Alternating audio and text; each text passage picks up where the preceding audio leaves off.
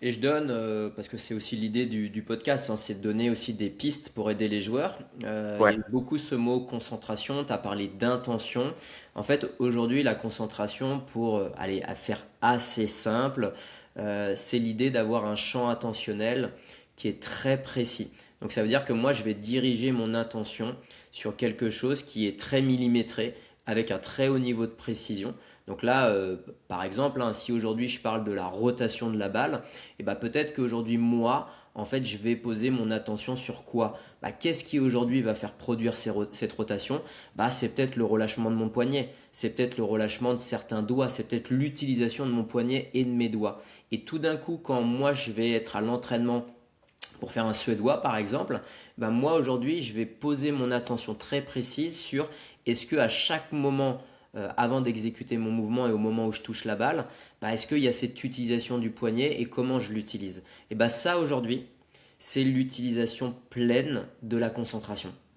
Donc ça veut dire que là rien que déjà c'est une clé de lecture pour vous les joueurs, à quel moment et comment vous utilisez vos champs attentionnels pour finalement enrichir cette idée de progrès, d'amélioration et d'optimisation. Et en fait, ce que j'observe, c'est qu'il y a des joueurs à l'entraînement qui arrivent plus ou moins à faire ce que je suis en train de dire, même si il y a un énorme travail là-dessus. Mais par contre, en match, comme mon cerveau il prend tout le relais, il prend toute la place, eh bien j'ai plus accès à cette idée de déplacer des champs intentionnels. Donc en match, ce qui est super important, c'est que vous soyez acteur de quels sont mes champs attentionnels les plus précis possibles pour que ça rende service en fait ma singularité de joueur. Hmm. Ouais, ouais. Et justement, enfin, si on doit résumer, je suis un joueur qui, j'arrive pas à reproduire en match ce que je fais à l'entraînement et j'arrive pas à gagner des matchs. Du Hmm. coup, je joue bien à l'entraînement, mais j'arrive pas à vraiment gagner. Euh, Si tu dois me donner un ou deux conseils rapides, qu'est-ce que tu me dirais? Ouais, bah déjà, imagine-toi être ce joueur qui joue fabuleusement bien à l'entraînement. Est-ce que déjà tu arrives à t'imaginer vivre cette expérience en match? Mhm. Donc là, c'est déjà un exercice de visualisation. En fait, avant même d'arriver en compétition et en match, moi, ce que je pourrais te dire, tiens, on marche tous les deux pour aller à la salle, on est en voiture tous les deux, et je te dirais, Josias, ça te dirait de fermer les yeux? Ouais. Est-ce que tu le vois là, ce Josias qui joue feu là, feu à l'entraînement? Ah, tu me dirais, ouais, j'adore. Est-ce que tu peux me le décrire? Tu arriveras à me le décrire. Et puis là, je te dirais, et tu pourrais l'imaginer maintenant en match, et là, il y aurait peut-être déjà des blocages, tu vois, ton cerveau, il voudrait peut-être pas que tu accèdes à ça. Et ben, l'idée, ce serait peut-être de le rassurer, peut-être de lui dire que tu es capable, et surtout peut-être de aussi lui dire, mais hey, moi, c'est comme ça que j'ai envie de jouer. En fait, j'ai envie de jouer comme ça, et ça me procure du plaisir de jouer comme ça.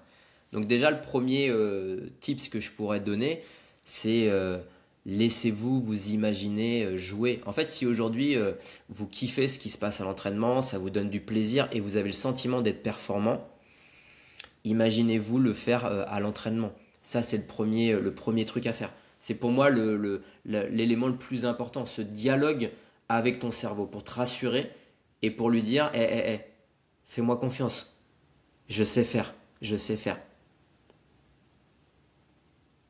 Ok, ok, bon tips. Je vais essayer. J'ai match samedi, donc Ouais. je vais voir ça. Et moi, je pense que je dirais, bon, il y aurait plusieurs choses, mais une des premières choses, honnêtement, ce serait de se filmer et de se voir jouer, parce que euh, un des problèmes, c'est aussi que des joueurs, quand ils font des matchs, ils n'ont pas forcément le recul de savoir pourquoi ils perdent.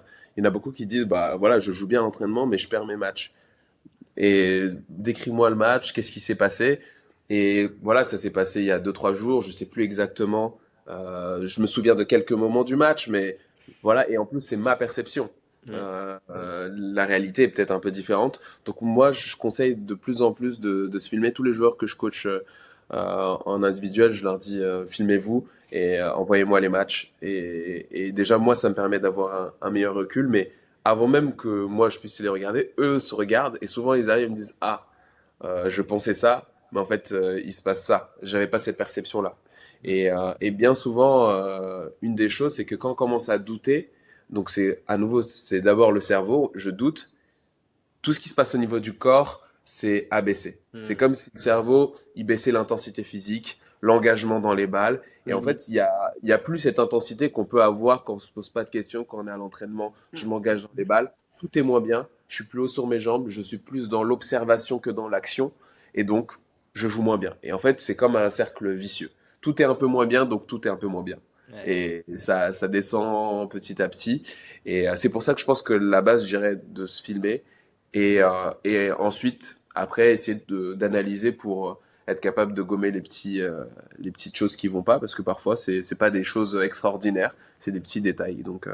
Et pour aller dans ton sens, s'il y avait un deuxième tips, bah, là tu parles de te filmer en match. Moi je vous dirais, faites-vous aussi une base de données de ce qui se passe à l'entraînement. Filmez-vous sur des séquences à l'entraînement et justement amusez-vous à regarder, tiens, le Alex de l'entraînement et le Alex du match, est-ce que c'est le même? En fait, qu'est-ce qui est différent? Et il y aura des choses que vous allez pouvoir observer. En fait, allez, un autre conseil que je pourrais donner, mais quand j'arrive en match, mon cerveau, il va être beaucoup sur des freins et des interdits et des restrictions. Alors que quand je suis dans l'entraînement, en fait, tous les feux sont verts. Autorisation. Je vais m'autoriser à. Bah déjà, je peux arriver en match dans ce mindset d'autorisation.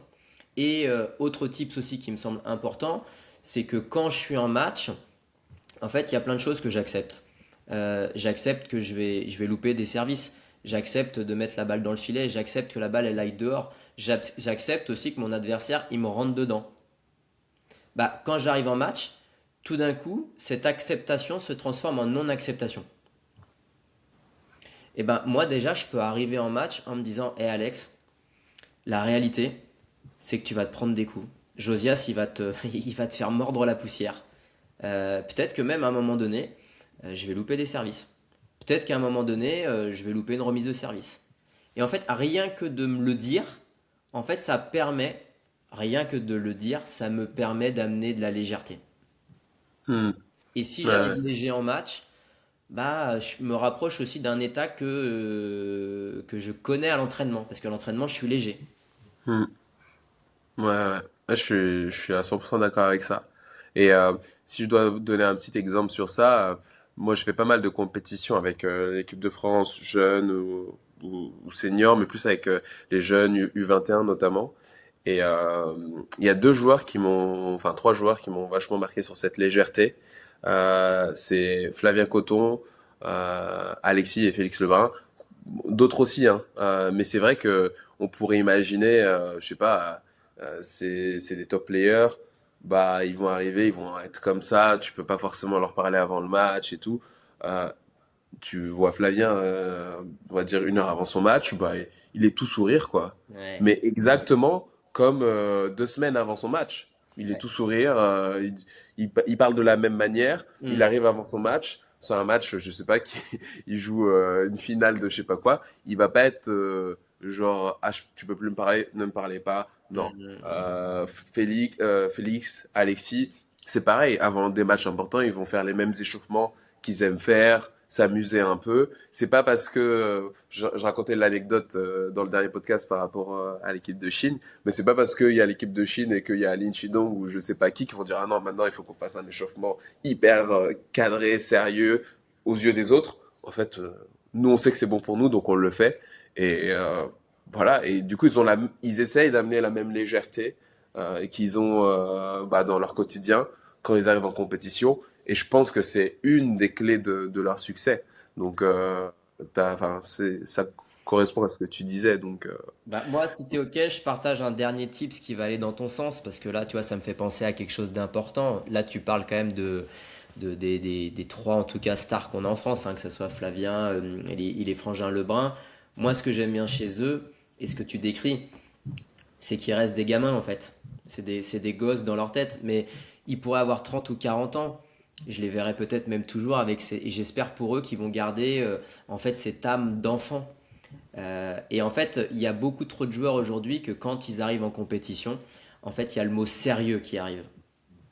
Et donc, le mot sérieux amène des obligations, des restrictions, des interdits. Et en fait, sans m'en rendre compte, ça amène des enjeux et de la pression énorme. Tu vois, je vais m'interdire de sourire, je vais m'interdire de raconter des conneries, etc. moi je trouve que ce qui est génial, c'est que justement quand là ce que tu décris, bah en fait ils changent pas, ils sont les mêmes. C'est des enfants, ils s'amusent, ils vont faire des trucs qui leur plaisent, ils peuvent rigoler, mais comme, je sais pas si elle nous écoutera, mais comme une Marie Migaud, moi, j'adore Marie, elle en parle souvent dans des podcasts qu'elle peut faire. Elle adore rigoler, elle passe sa vie à rigoler. Toi, tu la connais bien en plus. Ouais. À un moment donné, le rire, c'est quand même aujourd'hui le meilleur élixir pour apaiser les émotions. Ah, mais c'est sûr. Et enfin, un autre exemple de joueur qui est top player, mais qui est pas français, Truls Morgar, quand tu le vois jouer, Ouais. bah franchement, il sourit, parfois il tente des trucs, C'est mais du tu vois jeu. qu'il s'éclate. C'est du jeu. Bah Ouais. ouais. Tu Ouais. vois qu'il s'éclate et que, enfin, il va pas se dire, ah non, maintenant j'arrive en match, faut que j'arrête de faire des blocs comme Non. ça, que j'arrête de faire. Ouais. Non, il s'amuse et je pense que c'est aussi ça, enfin, c'est sa force, c'est qu'il arrive à être lui-même. Et Marie, comme tu le dis, je pense que c'était une de ses forces aussi. Et ouais, je pense que il faut essayer de rester des enfants Ouais. et prendre ce sport comme à la base, c'est un jeu, quoi. Ouais. Et ben regarde, si vous êtes OK, dernier tips, ça te dit ou pas, Jean? Vas-y. Ouais, c'est l'idée du podcast des tips, hein. Moi, et ça, je l'ai beaucoup travaillé avec beaucoup d'athlètes. Bah, à un moment donné, moi, je leur dis, mais en match, ça vous dirait de sourire à chaque point, de sourire en jouant. Ok. Et là, j'ai des joueurs, mais c'est une vraie révolution, hein. C'est une vraie révolution. Ils ont vu leur corps s'ouvrir complètement, s'alléger complètement. Ils sont passés d'un corps raide à un corps libre, léger et vivant, un corps mort-vivant à un corps vivant, rien qu'avec le sourire. Ok. Donc ça, c'est quelque chose qui pour moi est énorme à intégrer. En fait, j'amène un visage qui est souriant, je me vois sourire, bah, rien que ça va apaiser tout un tas de structures en moi. Voilà, je terminerai là-dessus sur le tips, le dernier tips. Ok. Bah, si je peux donner un petit tips, ça peut paraître assez élémentaire, assez basique, mais je trouve que pour le côté physique, en fait, on sous-estime trop l'importance de préparer son corps et tout son corps pour la performance. Et moi, je pense qu'il faudrait que les gens s'échauffent vraiment, prennent un temps d'échauffement pour que ce soit à l'entraînement ou au match, hein, mais pour que le corps soit prêt, c'est comme une Formule 1. T'arrives pas, tu la sors, bam, on fait deux, trois tours de piste et on fait un grand prix. Non, il faut faire tous les réglages, etc. Et notre corps, il est encore plus minutieux qu'une Formule 1. Et donc, je pense que c'est hyper important d'avoir une partie où tu t'échauffes juste articulairement, une partie où tu t'échauffes un peu plus cardio et musculaire, où tu actives en fait tes fibres musculaires pour réagir, et une partie où tu échauffes, on va dire, ton cerveau et tes yeux Mm. et l'aspect cognitif avec des exercices. Il y a plein d'exercices, mais des exercices où soit tu fais juste une position neutre, où tu es en flexion, ou juste même debout, et tu vas faire des Mm. saccades où avec tes yeux, tu vas essayer de suivre ton doigt. Tu peux aussi faire de la convergence comme ça. Tu peux faire des exos où tu suis un objet qui, c'est pas toi qui décide où il va. Et en fait, faire ça juste 10 minutes avant tes matchs, ça va changer ta manière de jouer, moins passer à côté des balles. Et en plus, ça va permettre à ton esprit de se concentrer sur une tâche et de moins se laisser parasiter par tout ce qui peut exister quand tu arrives en compétition, qui peuvent te détourner de ton objectif initial. Donc voilà, si j'ai un petit tip, ça serait ça. Est-ce que ça pourrait être l'objet d'un podcast en entier, ça, sur justement cette idée de préparer, moi j'appellerais ça dire bonjour à mon corps et à mon esprit? Ah, bah écoute, franchement, ça pourrait, comment préparer bien à son corps et son esprit, ça pourrait carrément. Bonne idée. Ok, bah écoute, je le lance comme ça, si t'es ok. Ok, carrément, carrément, carrément. Bah écoute, là, on arrive à notre fin de podcast, fin d'épisode. Pour le prochain épisode, je sais pas si tu te souviens, mais on en avait un peu évoqué auparavant. On va parler, je sais pas si je peux le dire. Je peux le dire ou pas? Ouais, ouais, tu peux. Ouais, je peux le dire. Ouais. On va parler du jugement. On Ouais. va parler du jugement et à quel point ça peut impacter négativement ou positivement notre ping, même notre vie, j'ai envie de dire. Ouais. Ça dépasse le ping, donc c'est un gros sujet. Et on va voir aussi, même que ce soit sur l'aspect mental et physique, comment ça peut impacter. Ok. Eh ben, j'ai hâte. Moi aussi, j'ai hâte. À très bientôt. Merci à toi Allez, ouais, merci. et à très vite. Yes, à bientôt. Ciao.